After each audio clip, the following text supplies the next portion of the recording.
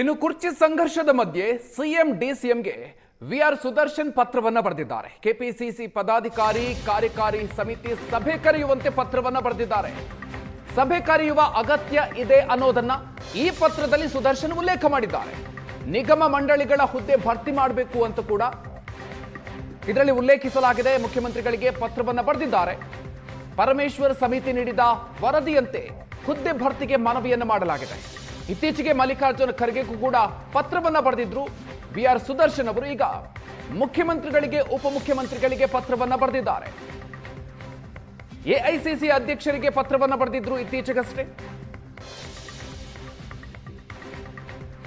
ಕುರ್ಚಿ ಕಿತ್ತಾಟಕ್ಕೆ ಸಂಬಂಧಪಟ್ಟಂತೆ ನಡೀತಾ ಇರುವಂತಹ ಗೊಂದಲಗಳನ್ನ ನಿವಾರಿಸಬೇಕು ಅನ್ನುವಂಥ ನಿಟ್ಟಿನಲ್ಲಿ ಪತ್ರವನ್ನ ಬರೆದಿದ್ರು. ಆ ಗೊಂದಲಗಳಿಗೆ ಪರಿಹಾರವನ್ನ ನೀಡಬೇಕು, ಗೊಂದಲವನ್ನ ನಿವಾರಿಸಬೇಕು ಅನ್ನುವಂತಹ ಒಂದು ಪತ್ರವನ್ನ ಎಐಸಿಸಿ ಅಧ್ಯಕ್ಷರಿಗೆ ಬರೆದಿದ್ರು. ಇದೀಗ ಮುಖ್ಯಮಂತ್ರಿಗಳು ಹಾಗೂ ಉಪಮುಖ್ಯಮಂತ್ರಿಗಳಿಗೂ ಕೂಡ ಪತ್ರವನ್ನ ಬರೆದಿದ್ದಾರೆ.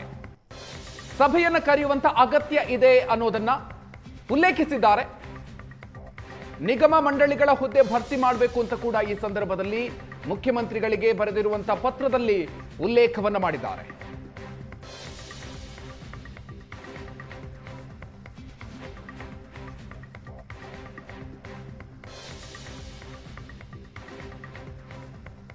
ಒಂದು ಕಡೆಯಲ್ಲಿ ಕುರ್ಚಿ ಸಂಘರ್ಷ ನಡೀತಾ ಇರುವಂತಹ ಸಂದರ್ಭದಲ್ಲಿ ಈಗ ಮುಖ್ಯಮಂತ್ರಿಗಳು ಹಾಗೂ ಉಪಮುಖ್ಯಮಂತ್ರಿಗಳಿಗೆ ವಿಆರ್ ಸುದರ್ಶನ್ ಪತ್ರವನ್ನ ಬರೆದಿರೋದು.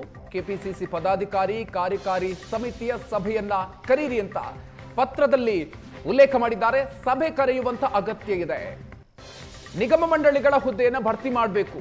ಸೊ ಎಲ್ಲ ಅಂಶಗಳನ್ನು ಕೂಡ ಪತ್ರದಲ್ಲಿ ಉಲ್ಲೇಖವನ್ನ ಮಾಡಿದ್ದಾರೆ.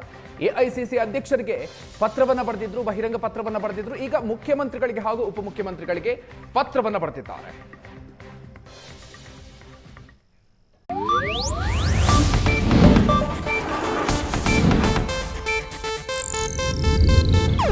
ಇದು ಏಷ್ಯಾನೆಟ್ ನ್ಯೂಸ್ ನೆಟ್ವರ್ಕ್ ಪ್ರಸ್ತುತಿ.